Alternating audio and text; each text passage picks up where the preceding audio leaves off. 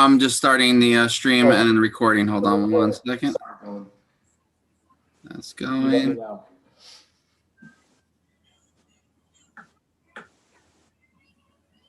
And record the computer. All right, you're good to go. All right. For the duration of the coronavirus health emergency, Village Hall is closed to the public, and meetings are held with participants at remote locations connecting to conferencing software provided by Zoom.us. Members of the public are invited to view meetings live using the Zoom client, which also allows them to raise a hand and contribute with voice and video when they're invited to do so during public portions of the meeting. If you plan on giving testimony this evening, whether you are an applicant, an expert, or a member of the public, you must be visible on video. So if you plan on giving such testimony, please make sure that your computer is able, or tablet, or however you're joining us, is able to show you on video so that we could see you swear in. Otherwise, you will not be able to testify this evening. We'll call for applicants, and we'll also call for members of the public for questions and comments. And if you're a member of the public, just raise your hand and Dylan will let you into the meeting. We're going to call the meeting to order by starting with the Pledge of Allegiance. Pledge allegiance to the flag of the United States of America, to the republic which it stands, one nation, under God, indivisible, liberty, justice for all. Okay, the following statement is required by the Open Public Meeting Act. Adequate notice of this meeting has been provided by posting on the bulletin board in Village Hall, by mail to the Ridgewood News, the Record, and by submission to all persons entitled to same as provided by law of a schedule including date and time of this meeting. Please note, while it may won't be applicable tonight, but a curfew of 11 p.m. is strictly adhered to by the zoning board. No new matter involving an applicant will be started after 10:30 p.m. 10 p.m. will make a determination and advise applicants as to whether they will be heard. If an applicant cannot be heard because of the lateness of the hour, the matter will be carried over to a future meeting to be determined by the board at 10 p.m. Roll call, please. Sergio Allegra, Here. Greg Brown, Here. Gary Negritz, Diana Rule, Here. John Pepetro, Here. Isaac Lebo, Matthew Bandel, Here. Daniel Perlman, Here. Michael Pickholtz. Okay. Okay. Okay, so we don't have minutes to approve, correct? We do not. All right, why don't we do this? We have 4 resolutions that we need to memorialize. One resolution. Oh, now we're down to 1. All right, so let's just do that one. I'm just stalling for time here. Okay.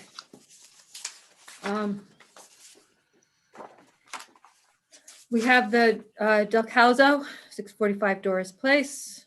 This was a resolution that was denied, so I'm going to call the ones who voted no, correct? That is correct. Okay. Which right now it's just John Pepetro. It only takes one. Yes is a no, correct? Yes. No, approved. Yes. Yes. Yeah, correct. Okay. Okay. All right, so that's done. Now is the time for non-agenda items. Are there any board members who have comments on matters not on the agenda this evening? There being none. If you are a member of the public and you would like to make a comment on a matter not on the agenda this evening, now is the time. Please raise your hand. Dylan will let you in. I'm showing none. Okay. All right, so a couple announcements. Old business, we have the Onadu matter that was to be heard tonight, 155 Highland Avenue. That matter is being carried to March 16th, 2021, 7:30 p.m. Via Zoom without further notice. The James Tripp matter, 33 Bryden Place, that is also being carried. This one is being carried to March 9th, 2021, 7:30 p.m. via Zoom without further notice. And we've stalled as long as we can. If Gary joins us, he'll join us. Let's begin by turning to new business. Anthony and Emily DePascal, It's an application to permit the construction of side steps, which will result in a side yard of 13 feet, where 15 feet is required, and aggregate side yards of 30.3 feet, where 34.5 feet is required. And for the construction of a one-story addition, which will result in total coverage by above-grade structures of 22.4%, where 20% is permitted. And for the construction of a second-story addition, which will result in the gross building area of 30.2%, where 29% is permitted at 566 Highland Avenue, block 2809, lot 4, in an R110 zone. And let the record reflect that Diana Rule is recusing herself. And Diana will text you when we're done with this one. Great. Thank you, guys. Have fun. Thank you. Good evening. Good evening. Good evening.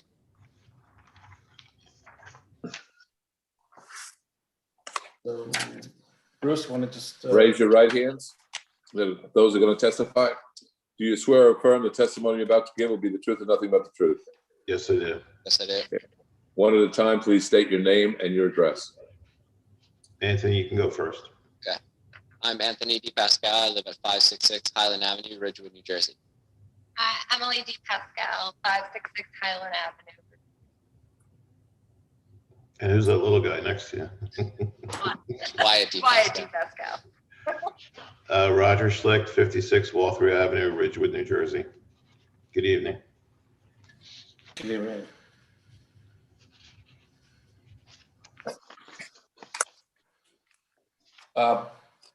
Bruce, do we have to qualify Roger every time? I forget. Do we- Just put on the record that Mr. Schlicht has been previously qualified as an expert witness in the field of architecture, and there's been no change in his licensing since the last time. Correct, Roger? Correct. And on that basis, he can be so qualified this evening, unless there's any questions by members of the public. There being none, he can proceed. Thank you. Good evening, everyone. We're here to speak on behalf of the DePasquales for the 566 Highland Avenue. There's an existing single-family home on an interior lot. What we propose with the application is to remove an existing sunroom and deck, which are shown on the photos that we included in the application. It's basically the back left corner of the home. It is a 3-season room, so it was counted as existing GBA, but the open deck was just counted as lot coverage, and that's shown in 2 of the photographs that we had handed out. If you look at drawing Z2, the first floor plan, what we'd like to do in place of the existing sunroom and deck is to take what is now an interior kitchen. There's no exterior windows. It's kind of like a galley kitchen, and move it out to that back left corner, which you can see on drawing Z2. And there's 3 dimensions. The 11-foot 9.5 by 5-foot 6 3/4 represents where the deck is. And then the 13 9.5 represents where the sunroom is. So it's pretty much a swap, apples for apples, existing footprint, same footprint for the proposed. On the first floor, there's 2 other proposed improvements. In order to get out of the house now, since the deck is going to be decommissioned, we're introducing a set of steps off the back of the house, the family room, off a patio slider. So that's a new set of steps. And then on the left-hand side of the first floor plan, what is mainly the primary way to get in and out of the house every day, in and out of the house versus the front door, is a side set of steps. It's right now, it's just a landing with 1 step. You can see it on the photo, the upper right-hand photo that we distributed with the application. It's a concrete step with a concrete landing. What we'd like to do is, right now it's falling off the house, meaning it's settling away from the house, so we have to kind of remedy that. But we'd like to remove it and put back a set of steps that has an equivalent landing, but a tread that goes towards the street, steps that go towards the street, and steps that go towards the backyard. So we're actually adding a tread. So the existing set of steps are 4'6" wide, which is the dimension that goes towards the side yard, by 4'7". And we're proposing a set of steps that are 4'6" wide by 8 feet. So the increase is based on the treads going front to back. The other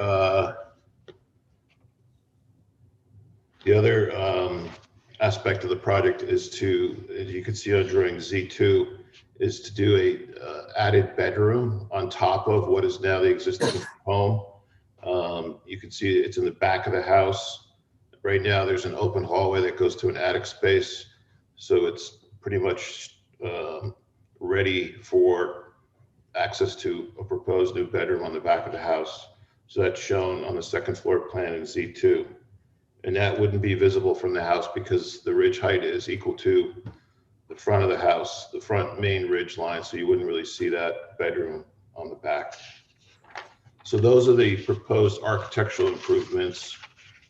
I'll just go through the existing zoning of the property just to get you registered on the lot itself. The lot is 14,326 square feet, while 19,250 is required. So it's deficient by 25%. The lot width, it varies. It's an irregular shaped lot, as you can see on drawing Z1. And it's narrow at the front and it widens at the back. The average is 103.5, while 110 is required.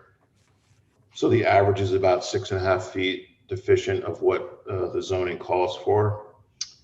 And then the existing lot coverage, including that deck and the sunroom that I spoke to, is at 22.1% versus 20. So right now we're over by 2.1%, which is basically 10.5% over the allowed.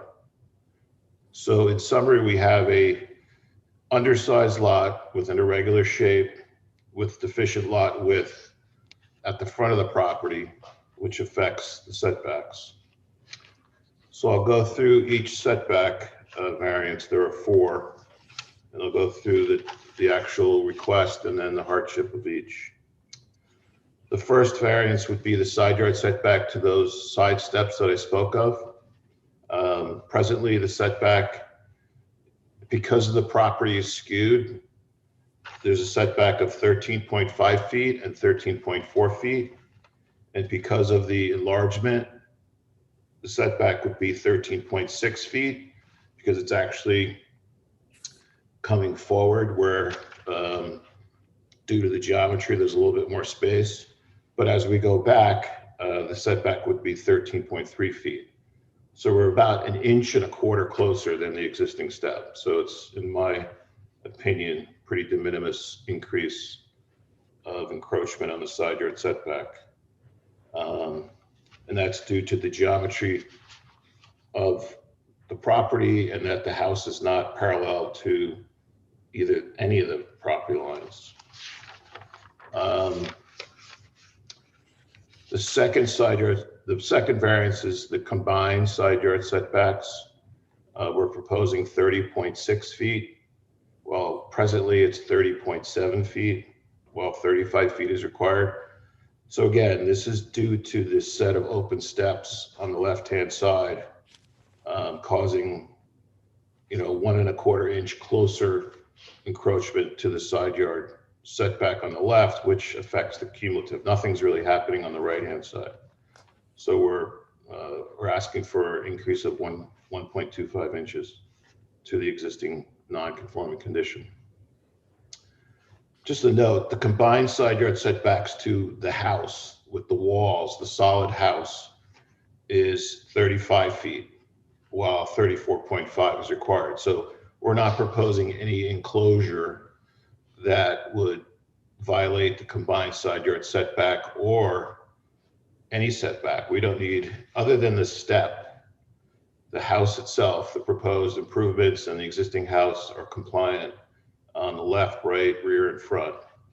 So this combined is really to that open set of steps, which is, as you can see, it's a pretty small set of steps with with very minimal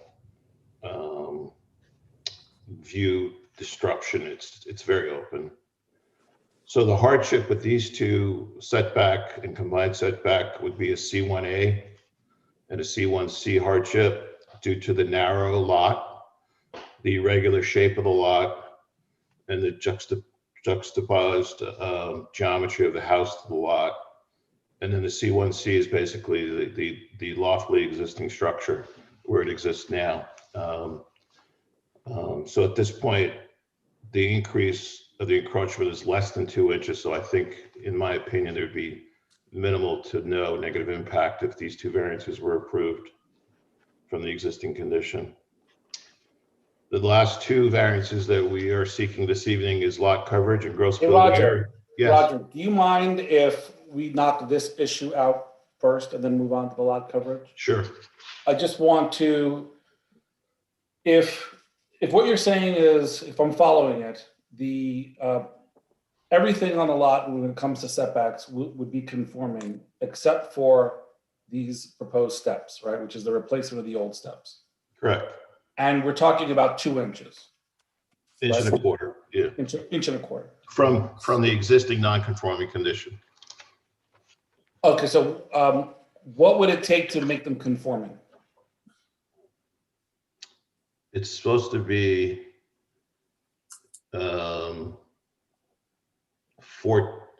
it's supposed to be 14.67 feet, but presently they're 13.4. No, I understand, but if to kind of eliminate a variance, you would need to narrow these steps by a foot or so. Yeah, then they wouldn't conform to code. The landing has to be 3 feet out of a door. No, I got you. In my mind for a second, I thought if you shave these by 2 inches, we don't have a variance. Oh, no, I'm sorry. The reference of the 1 1/4 is from a pre-existing non-conforming condition. We're actually making it slightly worse by 1.25 inches. But to eliminate, right now, they're not conforming. And there's really no way to do it. They're there now, and that's the door. We're using the same door. You know, I'm not suggesting to make them so narrow that they're either unusable or don't pass code. I just, in my mind, thought if it's 2 inches, let's make them conforming. Right, understood. Why don't we see if any other board members have questions on the steps before we move on to the coverages? Anyone on the steps? Nope. All right, Roger, sorry, go ahead. No problem, thank you. So the last two variance requests are for lot coverage and gross building area. The lot coverage request is at 22.4%. Presently, as the house exists today, we're at 22.1%. So we're asking for an increase of a non-conforming condition of 0.3%, so 43 square feet. The 43 square feet basically is 39 square feet of the rear steps and making the side steps 4 square foot bigger. So it's really the rear steps, the majority of that increase. Already the property has a non-conforming lot coverage of 20.1, and that's we're swapping or asking to swap the deck and the sunroom for the family room. I'm sorry, for the kitchen. So the 0.3% increase is really due to the steps in the back and the increase on the left. So again, it's a slight increase. It's less than 0.5%. They're both open steps. They're not, an addition that has walls and a roof. So in my opinion, it would have minimal to no impact. And the rear steps are in the rear of the backyard. So they're not even going to be seen. Just to give you a comparison, if this lot was of proper size, our lot coverage for the proposed improvements would be at 16.7%. So, the hardship here is that the lot is 25% deficient in area. But it exists with the nonconformity, but we're increasing it slightly, less than 0.5%, due to the planning and the requirement to get some steps out the backyard. The gross building area presently What we're proposing is 30.2%, while 29% is allowed. The square footage would be 4,322, while 4,157 is the max. So we're asking for an additional 165 square feet over what is allowed. What the family room, sorry, the kitchen and the bedroom represent is 643 square feet of new building area. Out of that 643, 478 is compliant. The 165 square feet represent the 1.2% that we're over. So the majority of the gross building area that we're proposing is compliant. It's about 25% of the improvements that trigger the variance. So it's not as if we're over and we're going to be increasing it greatly. It's just it's 25% of what we're asking for. Again, if the lot was a proper size, this particular proposal would result in a GBA of 22.5%, well below the 29%. So again, that's where our hardship is the undersized lot. And the lot is undersized by 25%. A couple of notes, from the front of the house, you won't even see the bedroom because it's in the center of the house. It's not on the edge, left or right. The sunroom is there on the left. So now it's going to be a kitchen. Sunroom has a roof. So the really only visual impact to the street would be enclosing that deck, which is, I think I said 5 feet of wall. So again, it's a rather de minimis increase, in my opinion, of additionally walled space, and it's only a 1-story structure there.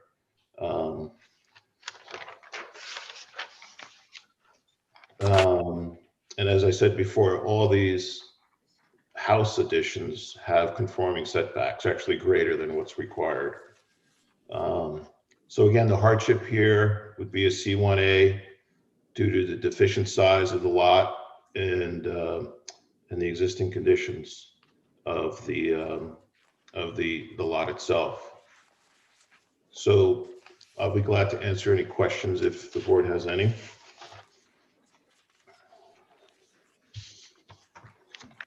Let's just go around the horn. Mike Pickles, questions?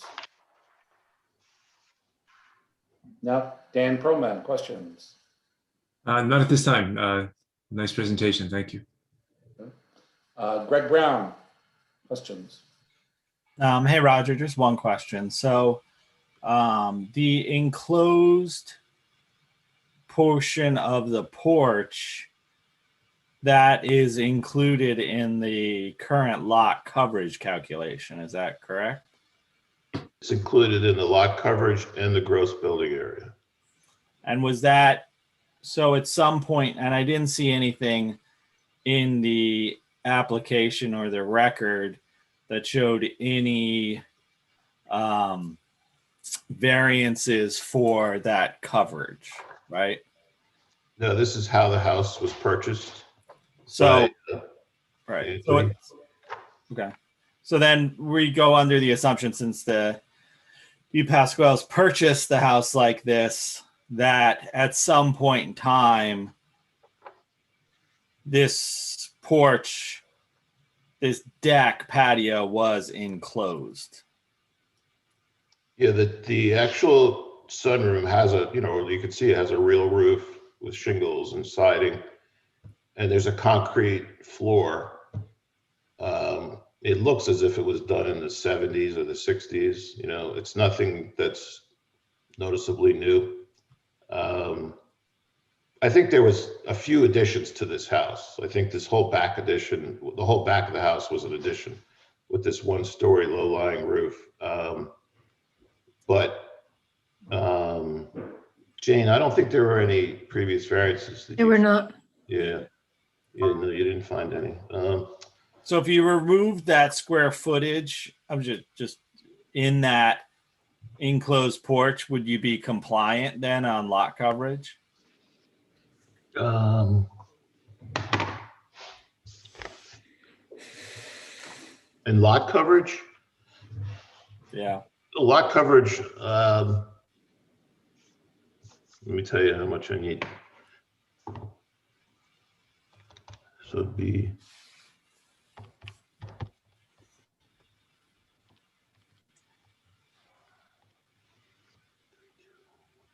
2.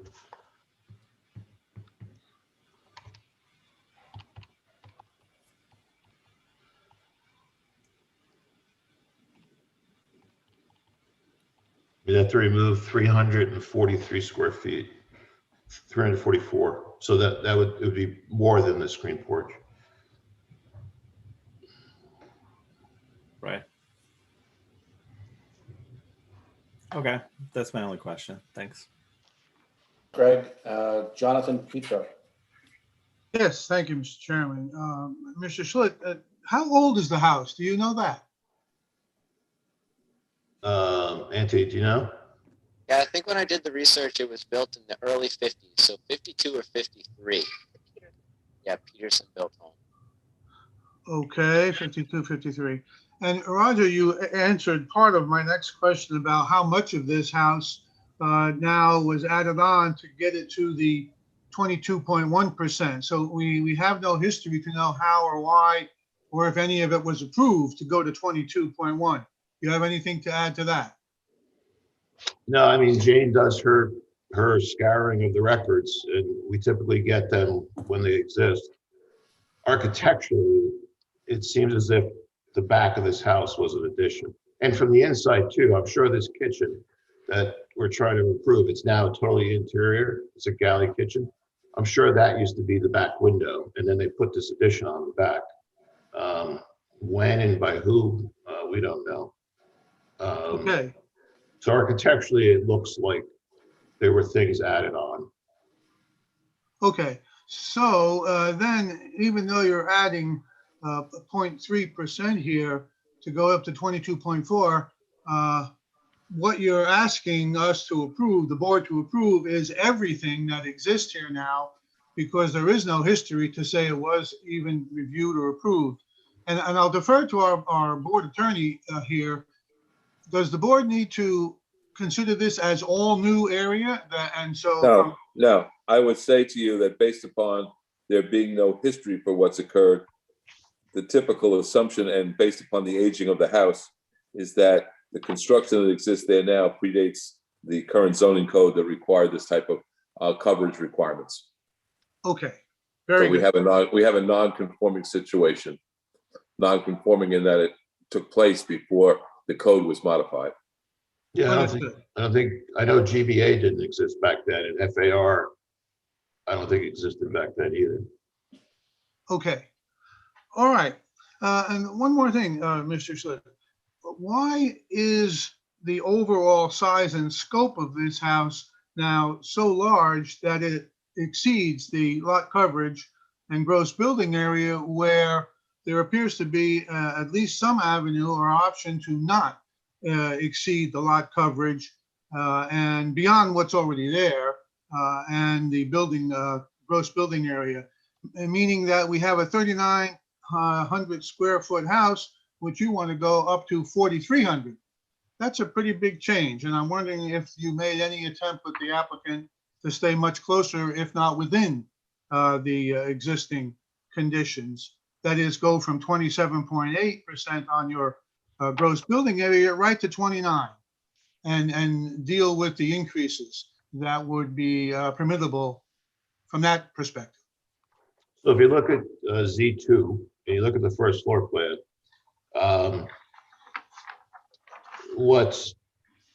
it's not overly unique with this area of Ridgewood, but what's unique about this house is what it has an attached garage, a two-car garage, which is a large percentage of the numbers. Yes, I noticed that. Sorry? I did notice that, some 400 square feet, yeah. Right. And then there are the master bedroom is on the first floor. It's not your typical public space on the first floor, bedrooms on the second floor. So the master bedroom exists to the right-hand side, and another bedroom and a bathroom. So those are existing spaces. That's where they do live, in the master bedroom downstairs. And they have 3 children, and that's the genesis of putting them all upstairs. So the garage and the fact that there are bedrooms on the first floor that they use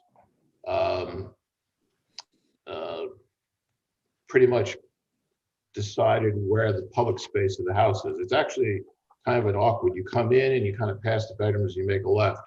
So we're dealing with, you know, a pre-planned house that not necessarily is the most efficient, but we're trying to do the best we can with what the present layout is without ripping the whole house apart.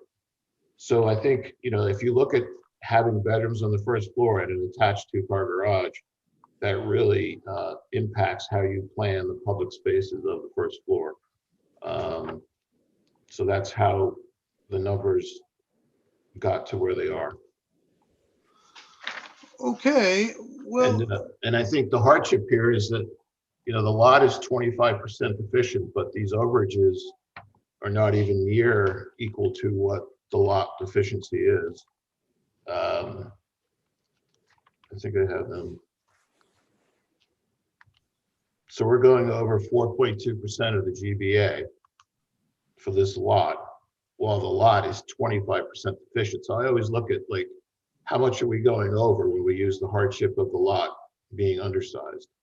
A 4.2 comparison to a 25% lot coverage, I think, is on the low end. And I think with the lot coverage,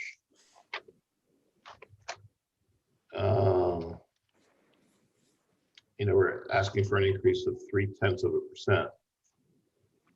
So we tried, you know, we tried to tighten this thing up. There were plans where the kitchen flushed out with the left-hand side, but we kept the same footprint. We kept the same footprint of the sunroom and the deck. well, okay, I appreciate that response, Mr. Schlitt.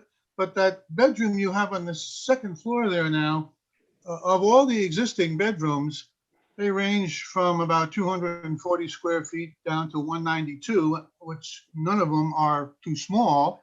They're not all on the same floor, but that one you're adding now, just by your dimensions, is more than 300 square feet. Why so big?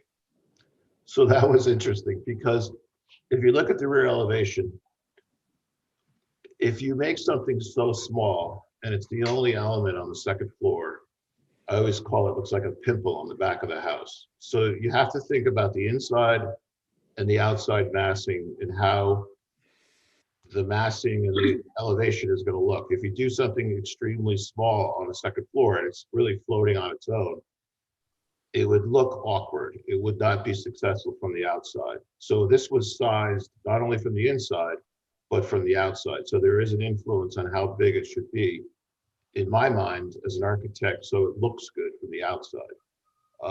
And it's so set in from the sides, and it's set in from the rear yard, and it's 22 feet high. It doesn't, you can't see it from the street. So it was a balance of trying to make it look good and asking for the variance in order to make it look good.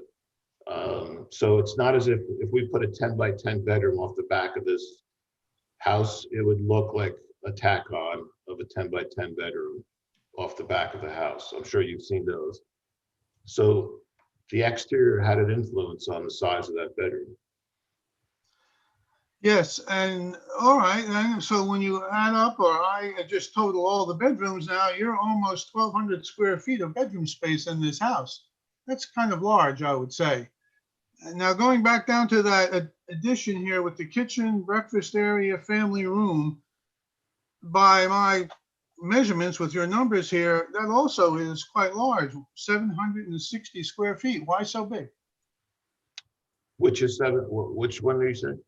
I'm looking at the Z2 and the first floor plan where you have kitchen, breakfast area, family room now, and just looking at all of that square footage, some of it was there before, but now squaring off this corner and adding that a side wall now, closing it in, all of that area now becomes 760 square feet.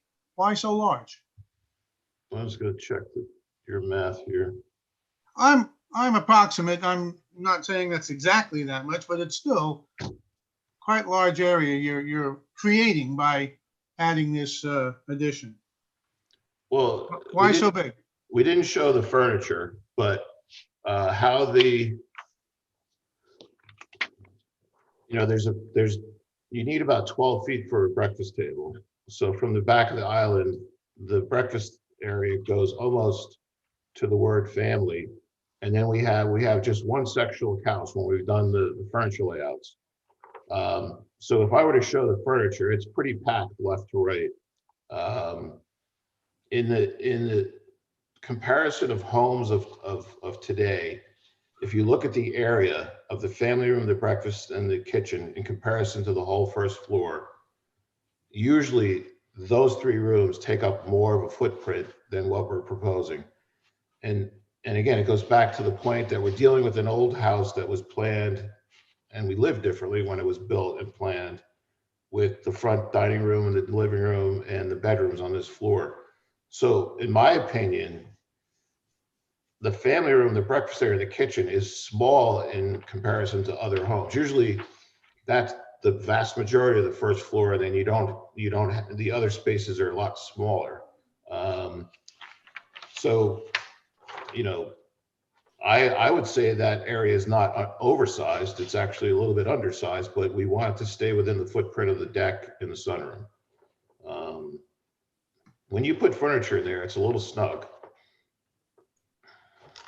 Okay, well then, looking at all of that and the bedrooms and all, do you see an avenue where you could reduce this application, this footprint, the size and scope, to eliminate one or maybe both of those gross coverage, lot coverage and gross, that 3/10 that you talked about in the 1.2, as moderate as they may be? Do you see an avenue where that could be changed and accommodate, albeit with a lesser scope and size, what your client is asking you to provide? Well, you already have lot coverage that exceeds the 20%. Again, this lot has hardship, both in its shape and size, or lack of size.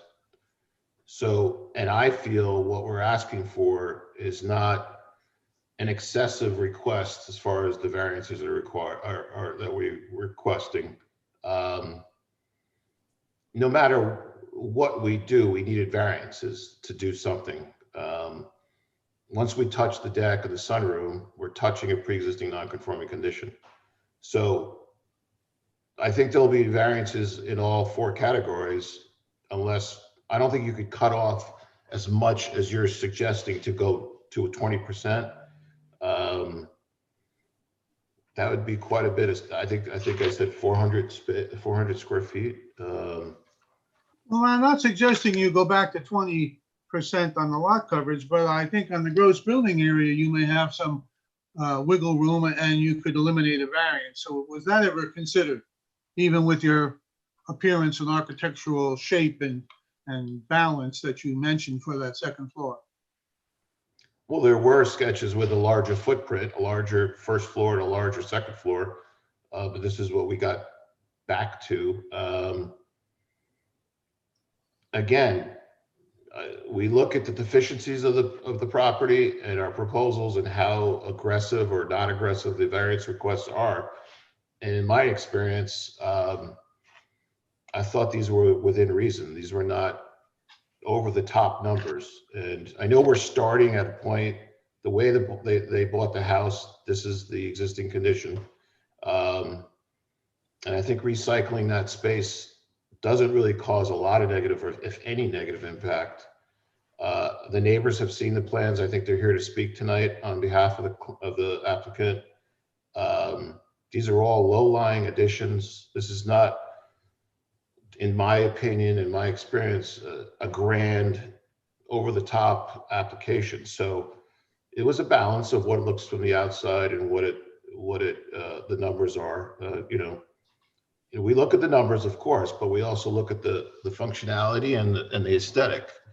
Yeah, of course, you could, just about any project you could do without a variance, but when there's a need and we think a balance of what the result is, no negative impact, and variance requests that I think are within reason that the board sees all the time, that's why we come in front of you to hopefully seek approval on the improvements. So I don't know if I answered your question, but I just feel like this application is fair in its wants and its request for variances. It's not, over the top as far as the numbers are concerned. Okay, thank you, Mr. Sood. I appreciate all those responses. Mr. Chairman, I have no more questions at this time, but I will offer comments and observations when requested by the chair. Thank you. Thank you. Matt Bandel, last one. Any questions? Sure. I just want to make sure I understand one thing. So looking at the impervious coverage, so would it be correct to say that if you were to eliminate the new rear patio, that would, if that were gone, that would put you roughly at 20%. Is that correct? No, we don't need the improved lot coverage we're proposing is 32.2, while 40% is allowed. The patio is not a variance item. Okay. We're at 4,616 square feet, while you're allowed 8,750. So we're well below the improved lot coverage. The lot coverage is just the buildings themselves. So once it's flat, it comes out of the lot coverage and goes into the improved lot coverage. Okay, sorry, I was looking, okay, I see. Okay, then never mind. I don't have any questions. I think, I actually think the application is very reasonable, and I'll save those comments for later.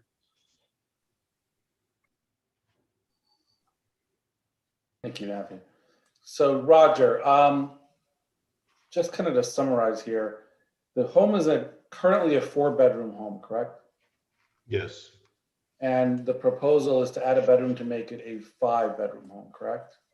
Yes. So the plan is for the children to be upstairs, and in the COVID society we live in, they're going to use the half bedroom on the first floor as an office, next to the master bedroom.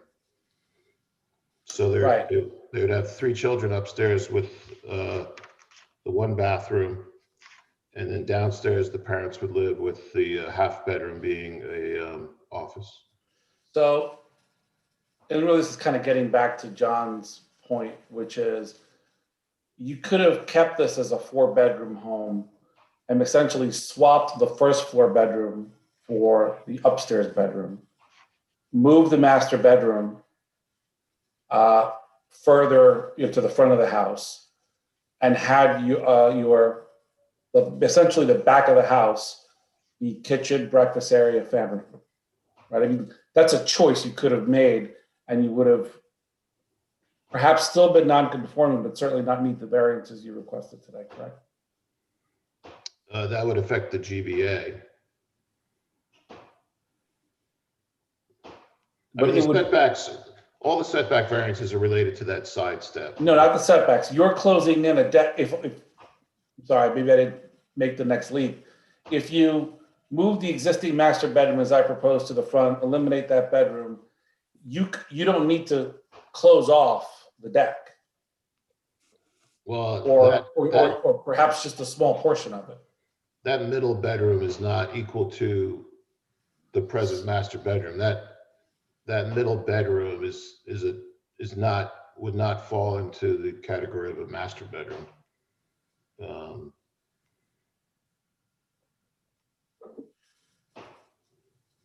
I guess my point is that existing first floor bedroom could be used, right, for a portion of the master bedroom. I'm not suggesting it's the entire master bedroom.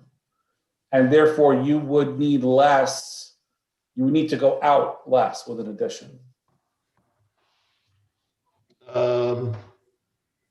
It's possible, right? I guess if you leave the sunroom there, I mean, I don't think they'd tear down the sunroom. It's there. So we're talking about the deck. Right.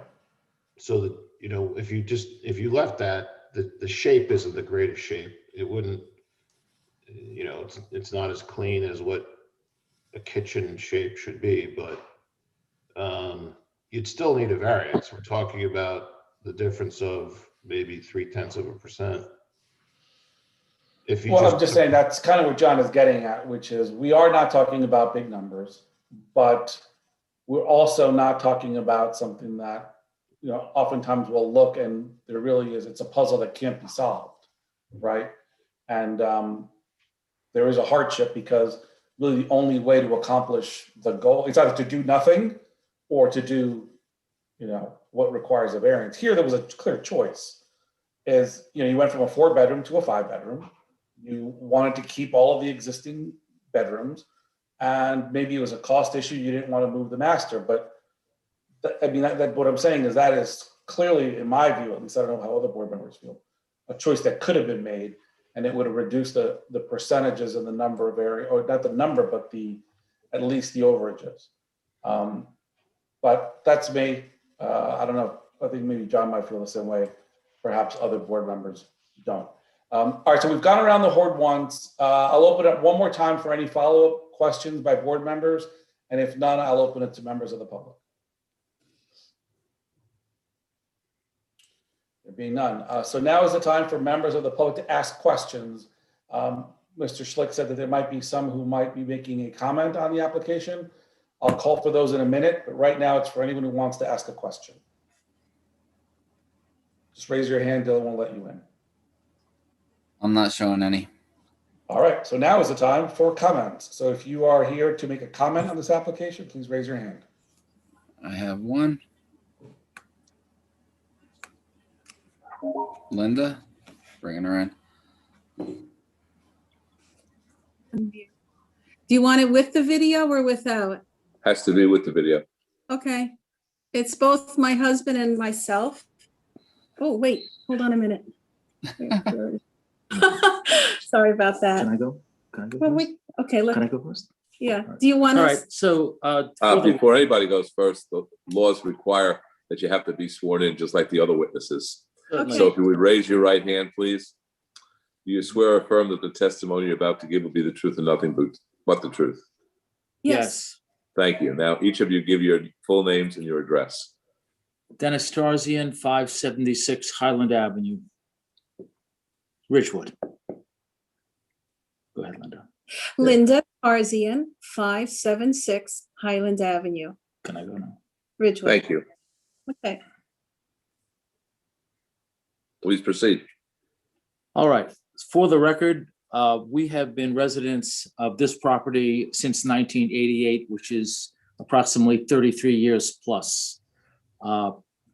Both homes were, our home and the Di Pasquale home, were built by the Peterson builders, which were a builder that was very prevalent in this section of Ridgewood in the 50s, and their home was built approximately 1951. There were no additions to that home over the last 33 years since we've occupied the property. Since the Di Pasquales have moved in, they've made a concerted effort to improve the property, both externally and landscaping, painting the property, making it more modern, and certainly upgrading the property to a more 21st century look. And to the standards that we expect in Ridgewood. It's been beautiful. And as far as we have reviewed the plans, and we have been through this with the board ourselves at least once in Ridgewood and elsewhere, and we've viewed the plan, and the side back variance really is irrelevant to us. The 1.5 feet is only, it's not a structure, it's really just the stairs. So as far as we're concerned, it is really just the side stairs that encroaches upon the side back variance. So to us, that's meaningless. From a holistic point of view, we think the improvements will improve the entire lot, the sellability of the lot, and the value of the lot. And we think the Di Pasquales have done an excellent job in upgrading the property. From the street, you won't be able to see the back bedroom. And as far as recapturing the screened-in porch, from our view, which is the driveway, the structure today is a wall with windows, and it's a screened-in porch, but it's an enclosure. So as far as we're concerned, as we walk up and down, we see an enclosure. The one difference with the new structure is that it will be part of the house, in fact, more consistent with the overall presentation of the home because it will be shingled and finished with the home. So from my vantage point, that's an upgrade as far as the recapture of the enclosed porch. Overall, we think it's a very solid plan, and we are very favorably opposed to it, disposed to it. Thank you very much. Okay. Appreciate it. That was actually very helpful. Good testimony about the last 33 years, the knowledge you've had. Well, the former neighbors, I don't know if any of you, most of you are pretty young, was Dr. Mario Ferraro, who was the town dentist, well beloved by everybody.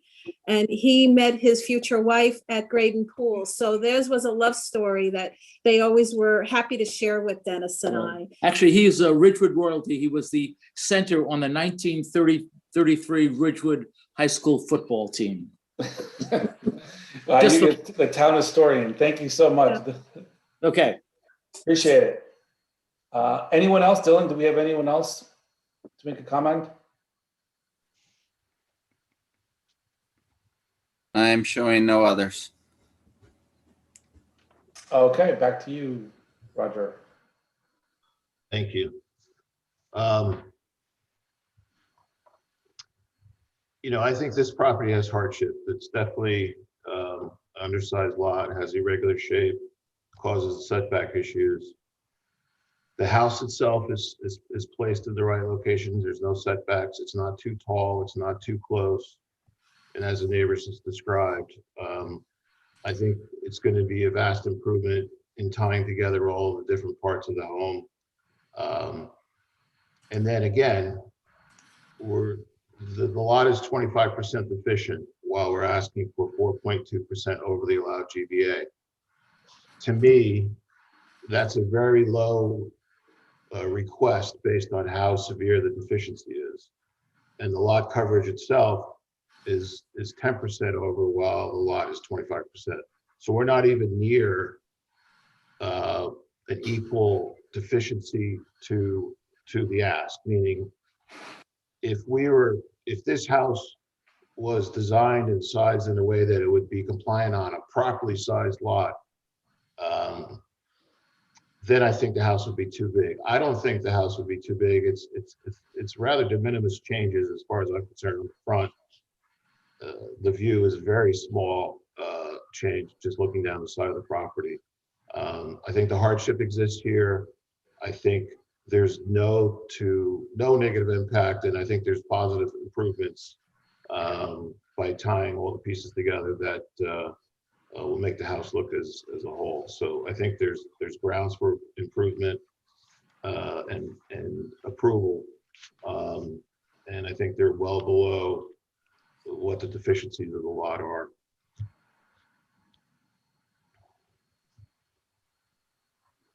All right, is that it, Roger? Yes. All right, thank you. So the hearing is now closed, and we'll open it up for board member deliberation and/or a motion. Anyone with a comment? I'd just like to make a comment kind of on each variance and why I think each one is a reasonable ask. Sure. So the first one, the side yard setback, I think asking for, the 1 inch or 1 1/4 is really negligible. And, I don't even think that's, worth kind of spending too much time on. The lot coverage, now that once I realized that I was looking at the wrong portion of Roger's chart.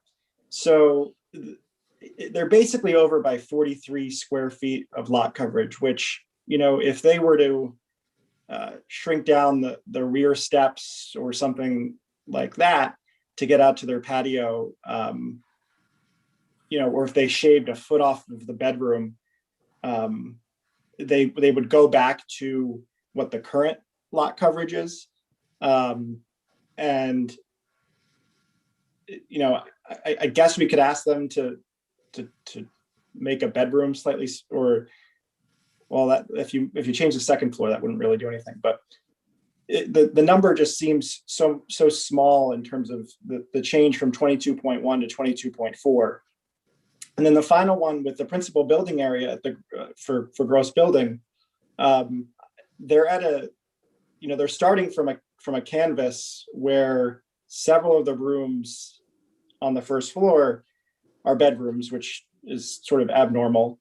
They also have this issue where, unlike a lot of homes in Ridgewood, they have an attached garage. So the 400 square feet or so that are in the attached garage are typically counted in most of the applications that we see as accessory buildings. And so I just think each one, if you sort of look at them separately, are not that significant. All the new building is basically going on the back of the house. So, you're not seeing it from the streetscape.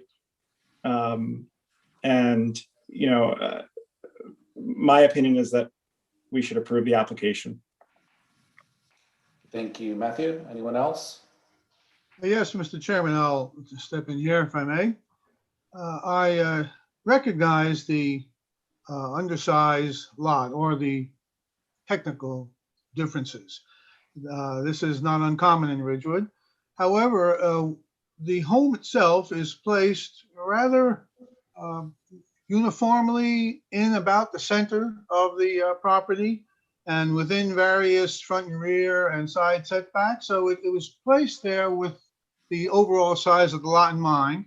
The additions that happen without any approval, as our board attorney has noted, is pre-existing. I can understand all of that.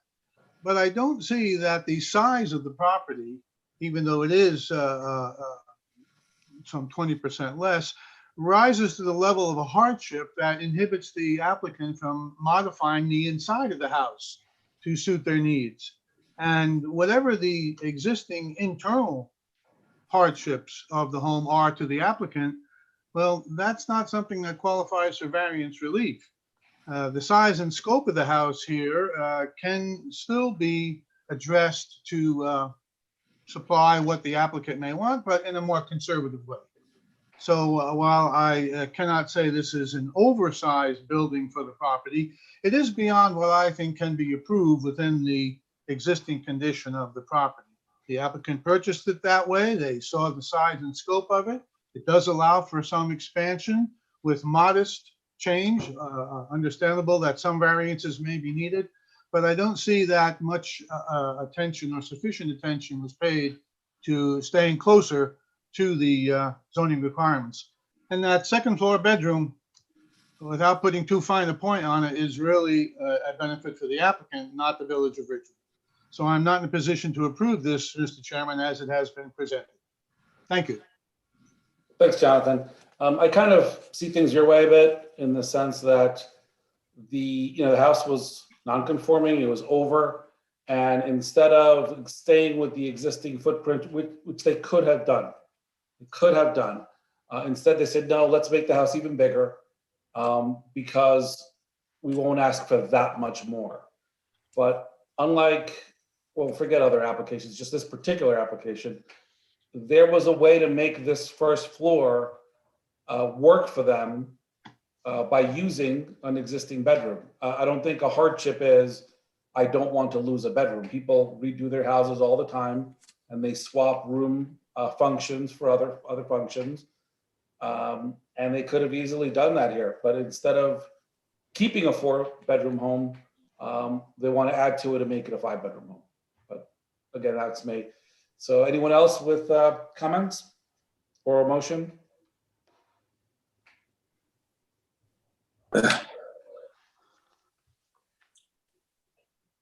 Mr. Chairman, I'll make a motion to deny this application if there are no other comments by board members. If there are no other comments, please make a motion. I make a motion to deny the application on the basis that the hardships do not promote the need for a variance relief and that the size and scope could be adjusted internally to accommodate what the applicant needs with much less, if any, variance relief. And any other comments that support that, which our board attorney may deem necessary to include. Thank you. All right, thank you. So Jane, roll call and a yes is to. I need a second. Oh, sorry, we don't have a second. we have a second? Second. All right, Mike Pickle, second. Okay. Apologize, jumped the gun there, but I just want to, so a yes would be to deny, a no would Okay. not be that. Greg Brown, No. John Pepitro, Yes. Matthew Bandel, No. Dan Perlman, No. and Mike Pickles. No. No. No is to You seconded the motion Right. to deny. So if you're staying that way, it would be a yes to sustain the motion. Oh, I'm sorry. Yes, yes. I'm sorry. Thanks, Bruce. No problem. And Chairman Allegra. Yes. So we got 3 and 3. A 3-3 tie constitutes a denial under the law. All right. Motion denied. Thanks, everyone. Okay, good evening. All right, good evening. Let's move on to the DeAngelis matter. Do we have, who do we need for that one, Jane? We need Garion and Philip Karg. Let me text Diana. Get her back in here.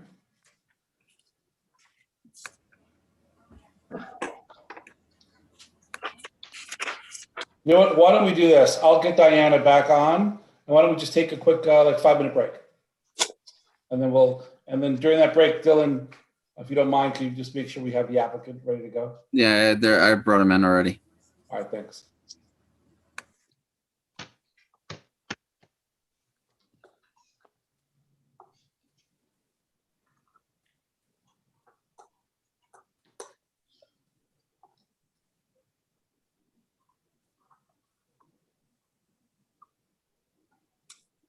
Can you hear me, Jane? This is David Garion. Yes. We're taking a 5-minute break and then Okay, we'll be back. I'll take a break too.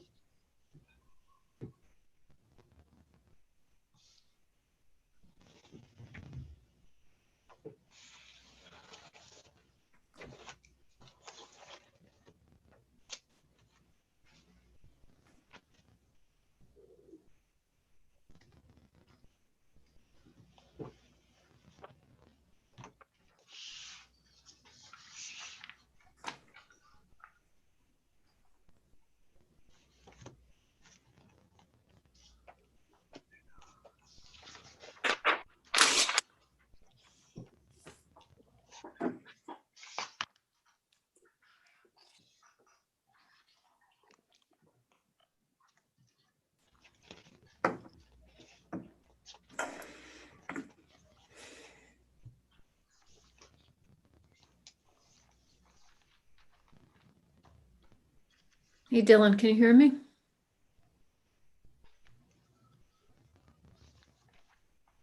Philip Karg will need to come in too. Yeah, I keep promoting him, but it's not Oh. switch him over for some reason. Okay. Maybe now it is, or because he just disappeared.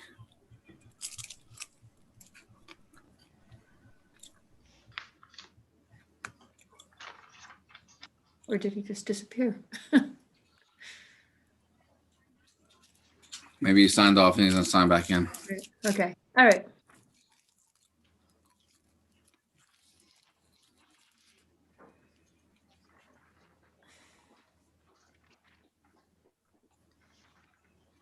Interrupting your dinner? No, I'm having a Slim Jim. Okay.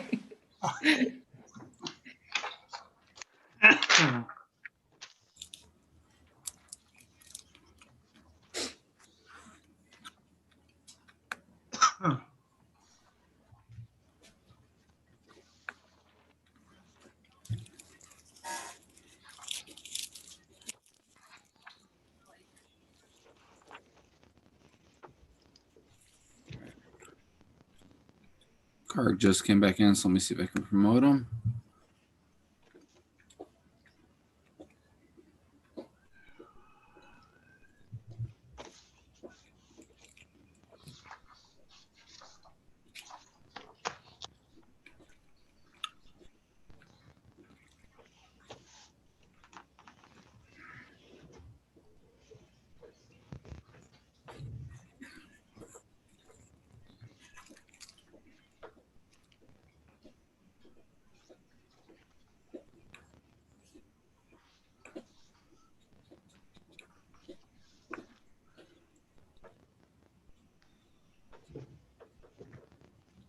He keeps trying to promote them, but it just won't bring them in.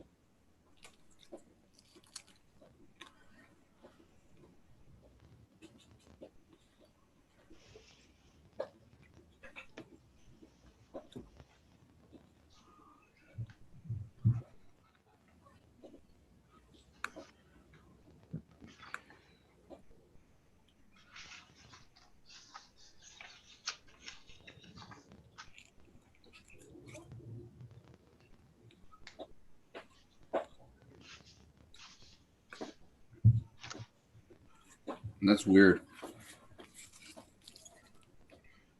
Jane, can you hear me?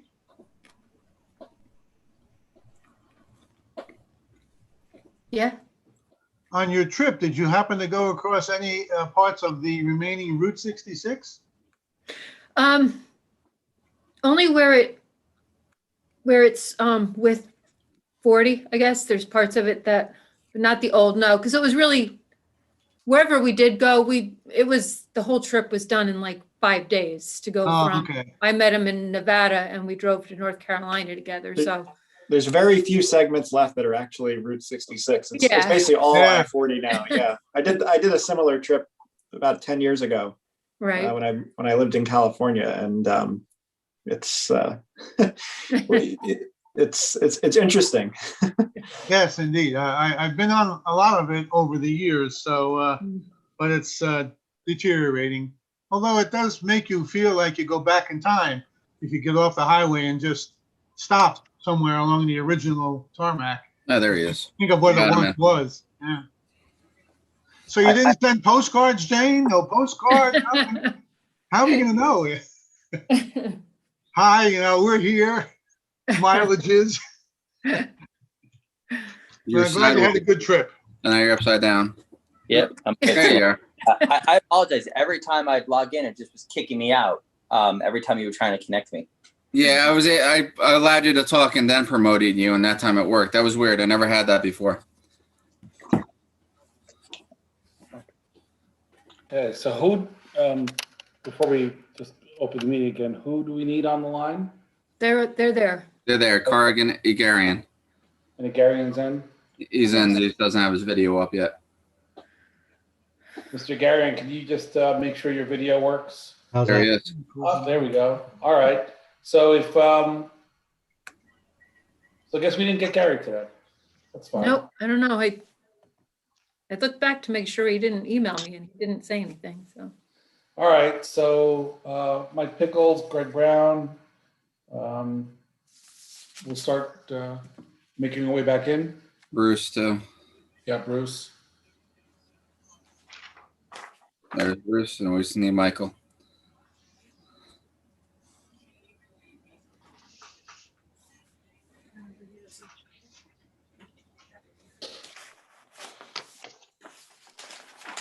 Give him a quick text.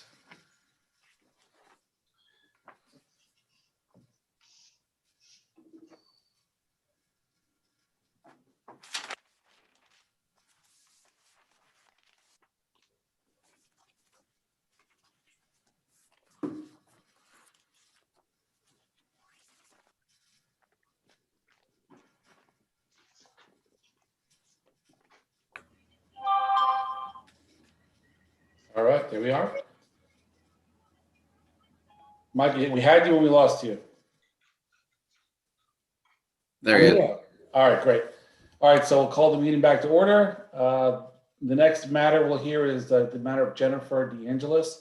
It's an application to permit the installation of an in-ground pool and patio, which would result in a front yard setback to the patio of 28 feet and to the pool of 37 feet, where any patio and pool shall be prohibited in the front yard and shall be located from the front lot line, a distance not less than 50 feet, at 329 Cantrell Road, Block 2506, Lot 6, in an R125 zone. Good evening. Good evening. So whoever is going to provide testimony? Yep. I'm David Guerin. I'll take the lead. I'm the engineer that prepared the plan. So Okay, if I could just ask you to raise your right hand. Do you swear or affirm that the testimony you're about to give will be the truth and nothing but the truth? I do. Thank you, Gary. Just for the record, Just put your credentials on the record, your professional educational background. David Agarian. I'm a licensed professional engineer in the state of New Jersey since 1978. I'm also licensed in New York and 5 other states.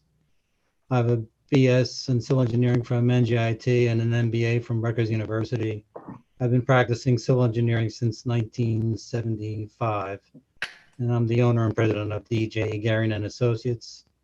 And I've testified many times before boards, land use boards such as this, for land use applications. And you've been qualified in the past as an expert in those fields that you just testified to, correct? Yes. Is there any questions by members of the public or the board in connection with Mr. Agarian's credentials? There being none, he will be so qualified in that field and can render an expert opinion in that field. Please proceed. Thank you. So this is an application to install a in-ground swimming pool in the rear yard of the residence at 329 Cantrell Road. It's at block 2506, lot 6. It's located on the corner of Mountain Avenue and Cantrell Road, so it is a corner property and therefore subject to the corner property zoning requirements in the R125 zone. The lot size is 13,125 square feet, and it's basically a rectangle at 105 feet and 125 feet on each side. The lot is occupied by a single family dwelling with a footprint of 1,912 square feet and a single detached garage occupying about 456 square feet. The lot is undersized for the zone. The zone requires a lot size of 31,000 square feet, and we're at 13,125 square feet. And there are existing nonconformities for this lot in terms of the actual location of the house. The house is well located, well situated on the lot, but there is a nonconformance for the front yard setback as it stands right now, where 50 feet is required and 40.4 feet exists off Cantrell and 36.5 feet exists off Mountain Avenue. And because it is undersized, it's also undersized in terms of lot width and lot depth. I understand from speaking with Mr. Karg, who purchased this property in 2016, that this lot was created by way of a minor subdivision from the lot directly to the west. So this lot was created in 2016 with the present dimensions and the present square footage. We're proposing to locate the pool in the backyard, and really, when you look at the geometry of the lot, there is really only one place where it can be, and that's where we situated it.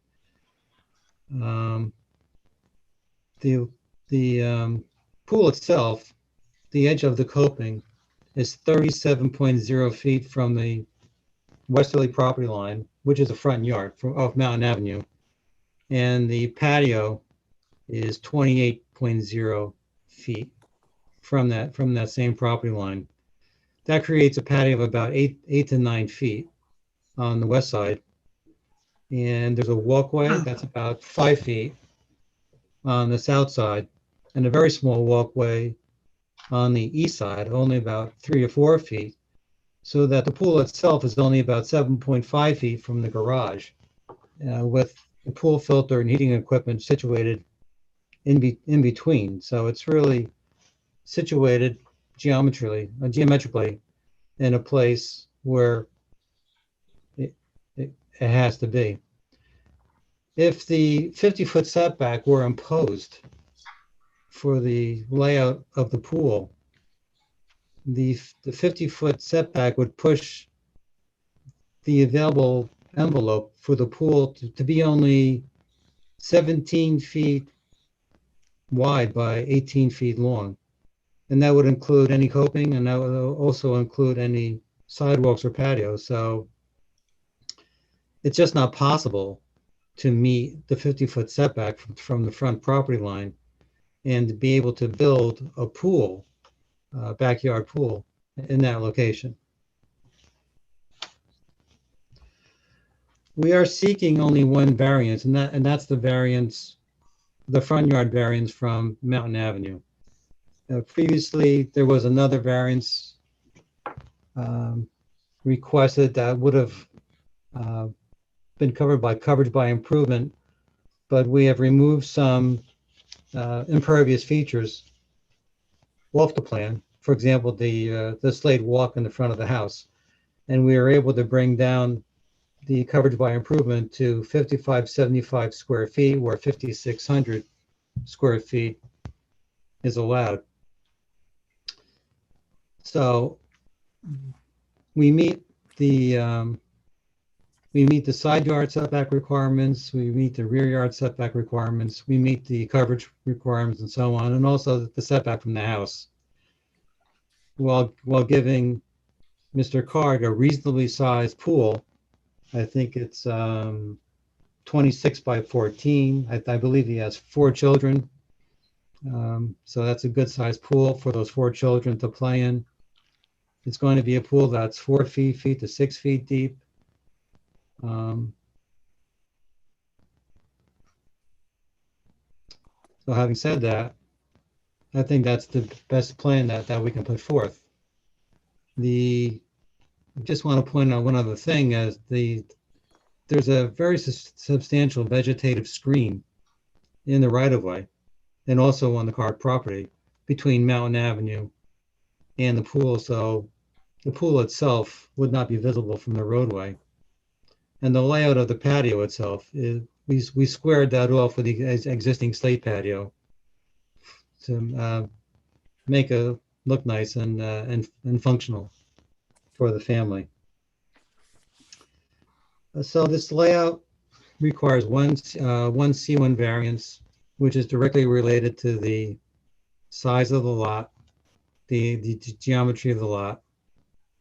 And I think that lays out the overall plan.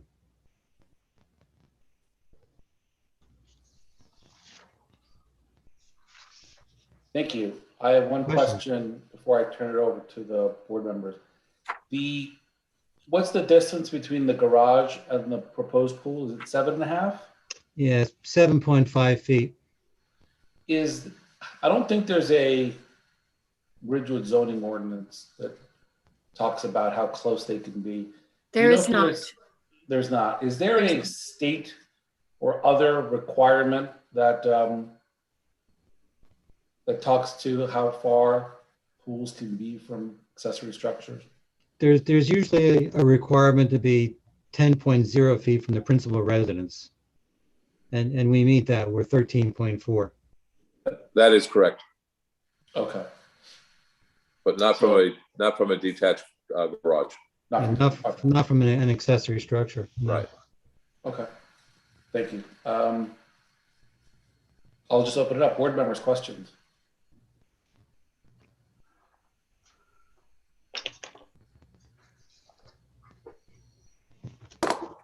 No questions? If there are no questions, we'll open it up to the public for questions. All right, there being none. So if you are a member of the public and you have a question, now is the time. Raise your hand. I'm showing none. All right. If you are a member of the public and you have a comment on this application, please raise your hand. Dylan will let you in. Nope. Okay, Mr. Garion, back to you. Any additional testimonies, or we're just going to wrap it up? Well, just in summary, we worked quite closely with Mr. Clark and his wife in situating the pool. We took great pains to size the pool so that there would be no other variances other than the front yard variance that was unavoidable. we were able to get rid of the coverage the coverage variance and any rear and side yard variance. So we believe that it really is a good layout and one that conforms with the neighborhood and the lot itself, given its size. Okay. I do have one more question. So the vegetation that you talk about, the screening, that's on Mountain Avenue, correct? That's Mountain Avenue, correct? Yes. And that, obviously that belongs to the applicant, right? Well, it's partially, Mr. Carr can answer this. It's partially on their property and also occupies the area between the property line and the curb line. If you did a Google Earth drive-by street view, you would see that it's pretty dense vegetation in between the two. Yeah, so And my question is, if we were to look favorably on this application, but inserted a condition in the resolution that cover would be maintained by the homeowner going forward, or replaced if needed if something happened to it, but that would always be covered by vegetation, that would be okay? Absolutely. Right. It's to a significant benefit to me for that to look as good as possible. And so should the board allow me to upgrade it, I would be glad to do that as well. All right, very good. Thank you. Just wanted to make sure. Okay. If there's nothing further, we will close the hearing and deliberate. Two questions. Two questions. Dealing with swimming pools that infringe into side yards, rear yards, or here front yards. The patio that's being shown, Dave, on the closest to Mountain Ave, the westerly side. Yes. As a condition, it's understood that there's not going to be any structures placed on there. You're not showing diving boards, slides, or anything like that, correct? There are no structures. Would be probably a paver patio. Okay. And is it feasible to build this pool construction-wise without having to go and remove that vegetation you testified to? There's another way of ingress to do the dig out? Yes. Okay. Just want to put that on the record. Thank you. All right. Thank you, Bruce. All right, the hearing is now closed, and we'll open it up for board member deliberation and or a motion.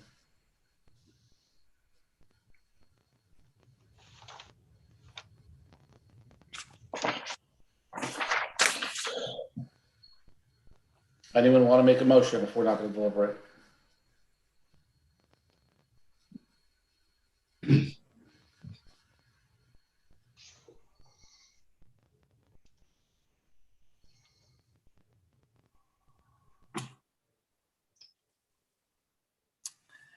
I'll make a motion to approve based on the Bruce, can you help me out here? Certainly. Deficiency in lot area. The fact that the house itself is oriented towards Cantrell Road, and the area to the back of that, the area where the pool is being proposed is basically looks more like a rear yard. The pool, although a structure, is at ground level. Thank you. And we'll add the condition on the vegetation being I got the conditions: no structure on the patio on that westerly side, and vegetation to remain and be maintained. All right, thank you. Do we have a second? Second. Who's that? Dan. Thank you, Dan. Okay. Roll call. All right. Okay, Greg Brown, Yes. Diana Rule, Yes. John Pepetro, Yes. Matthew Bandel, Yes. Jim Perlman, Yes. Michael Pickles, Yes. Chairman Allegra. Yes, you're approved. Good luck with your pool. Thank you very much. Thank you very much. All right, take care. Okay. Bye. Good night. Good night. Good to see you. Bye. All right, so we memorialized the one resolution we had, so we are actually done before 9 o'clock. Jane, anything we need to know between now and next meeting? No? No. You have some All right. resolutions to sign. Okay. Talk faster, Drew. You got a minute and a half before you blow it. All right. Motion to adjourn. Second. All in favor? Aye. Good night, everyone. It's 8:59. Night, everybody. Night. Thank Good night, you. guys. Thank you all. Good night.